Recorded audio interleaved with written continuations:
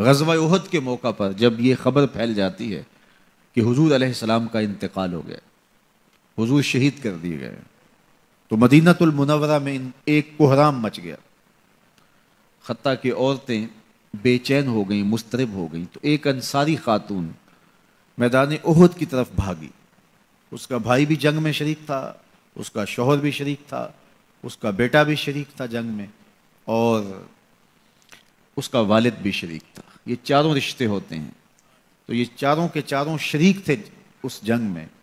تو جب یہ خبر پھیلی کہ حضور شہید کر دیے گئے ہیں، تو اس حالت کے اندر وہ عجیب اضطراب کے عالم میں دوڑتی ہوئی احد کے مقام پہ پہنچتی ہے، تو راستے کے اندر اس کے بھائی کی لاش پڑی تھی، اس کے باپ کی لاش پڑی تھی، اس کے شوہر کی لاش پڑی تھی، اس کے بیٹے کی لاش پڑی تھی، اور وہ چاروں لاشوں کے قریب سے گزر گئی اور وہ پہچان بھی نہیں پائی۔ تو پوچھتی ہے یہ کس کی لاشیں ہیں؟ تو کہا کہ یہ تیرے بھائی کی لاش ہے، یہ تیرے باپ کی میت ہے، یہ تیرے شوہر کا لاشہ پڑا ہے، یہ زخموں سے چور زندگی کی بازی ہار کے شہادت کا دولہا بن کے تیرا بیٹا لیٹا ہوا ہے۔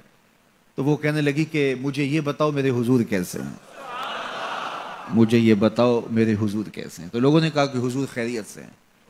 تو کہا مجھے چین نہیں آئے گا جب تک حضور علیہ الصلوۃ والسلام کو دیکھ نہیں لیتی۔ پھر اس خاتون کو جس کے 4 عزیز رشتے بچھڑ گئے تھے، اور بھائی نے، بیٹے نے، اور شوہر اور باپ نے شہادت کا جام نوش کیا تھا، پورا گھر کا گھر آج احد کے میدان میں بچھا ہوا ہے، تو کہا مجھے حضور تک لے جاؤ۔ تو آقا کریم علیہ الصلوۃ والسلام کے پاس جب اسے لے جایا گیا تو اس نے حضور کا دامن پکڑ لیا اور کہا کہ ہر مصیبت ہے چا جب آپ جو ہیں، جب آپ سلامت ہیں تو کوئی دکھ ہی نہیں ہے۔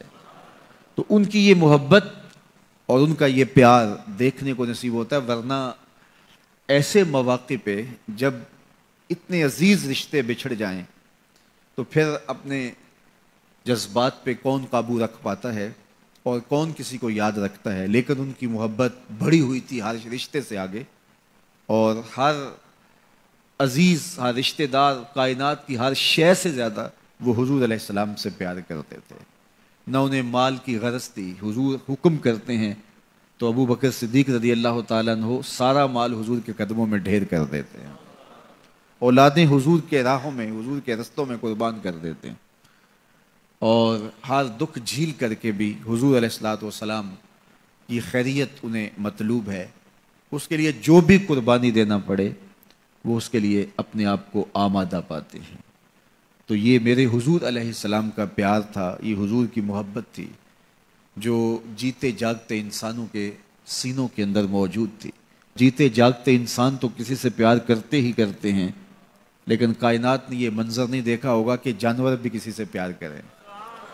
حضور علیہ الصلوۃ والسلام کے گھر میں ایک پرندہ تھا۔ امام احمد بن حنبل نے اپنی مسند میں لکھا ہے کہ حضور جب گھر پہ ہوتے تو ایک کونے میں بیٹھ کے حضور کو تکتا رہتا، اور جب حضور گھر سے باہر تشریف لے جاتے تو مضطرب ہو جاتا، کبھی چھت پہ، کبھی دیوار پہ، کبھی کسی گوشے میں، کبھی کسی گوشے میں۔